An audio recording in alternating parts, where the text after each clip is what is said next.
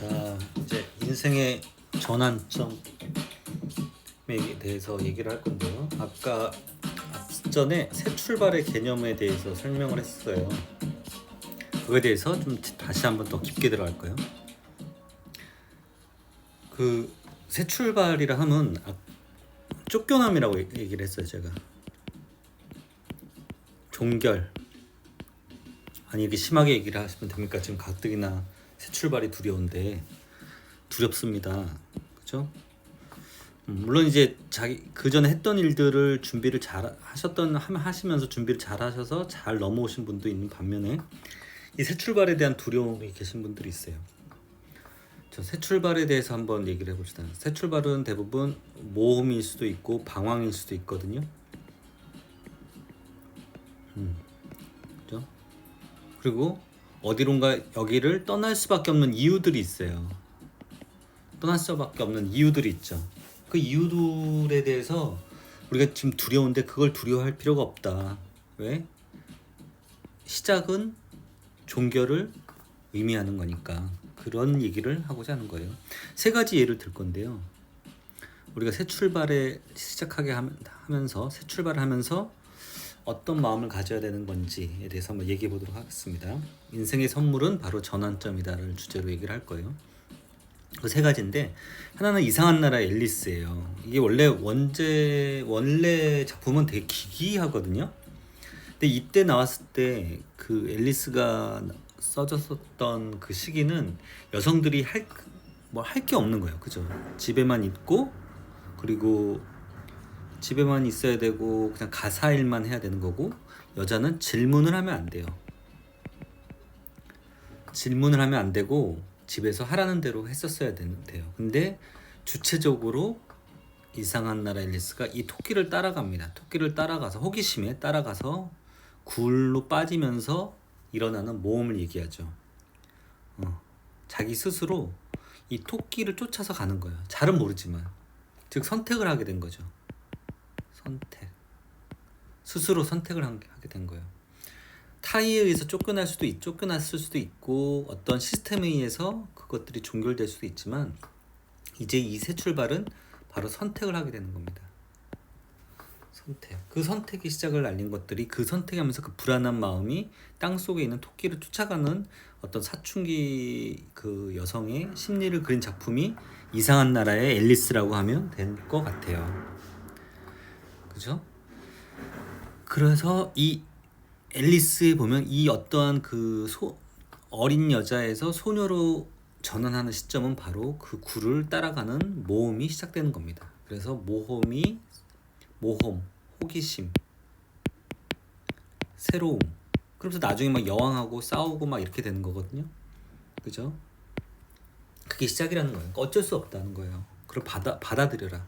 모험과 방황 그런 것들은 설렘으로 받아들여야 된다라는 거고요. 그 다음 또 하나의 예는 하워드의 선물이란 책이에요. 이 하버드 대학교의 교수님이신데 교수님이 이제 심장으로 안 좋아가지고 갑자기 이제 쓰러지셨죠.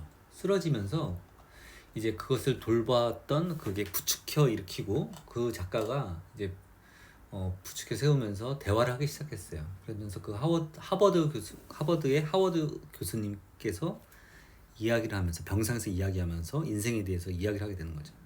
근데 사실 이분들은 이제 경영학 쪽인데 경영대학원의 교수임에도 불구하고 결국엔 인생이라는 거죠. 그래서 인생의 선물은 바로 전환점인데 가다가 인생이 꺾이는 수가 있고 이렇게 쭉 가다가 쭉 다른 방향으로 가는 경우가 있어요. 그죠? 다른 방향으로 가는 경우가 있어요. 이렇게. 근데 이것들이 선물이라는 거죠. 그때 이 다른 방향으로 가게 된 계기가 대부분 어떤 경우가 있냐면 가다가 너무 빠른 속도로 가는데 멈출 줄 알아야 되거든요. 그래야지만 주변도 돌보고 다른 이렇게 피해서도 가고 그러는데 우리가 어떻게 보면 인생이 너무 빨리 갈 수도 있어요. 그래서 너무 빨리 가는 걸 멈추게 하려면 어떻게 해야 돼요? 이 빨리 가는데 가속도가 붙으니까 멈추게 하는 것도 세게 가야지 이게 멈추잖아요. 인생에서 이 길이 아닌데 계속 가다 보면 이걸 또 멈추게 하려면 세게 가야 되잖아요. 그러니까는 어떤 경우에는 충격이 오거나 아니면 쉬어야 되는 이유를 만들어주죠. 그쵸? 신은 잠시 너를 돌아보고 너의 길을 다시 봐라. 그래서 큰 충격을 줍니다. 그래야지만 이게 급속도로 가는 길을 그 길이 아닌데 아니면 새로운 길을 이제 가야 될 텐데 지금 뭐 하느냐 그러면서 큰 충격을 줘. 그래서 억지로 쉬게 만드는 경우도 있죠.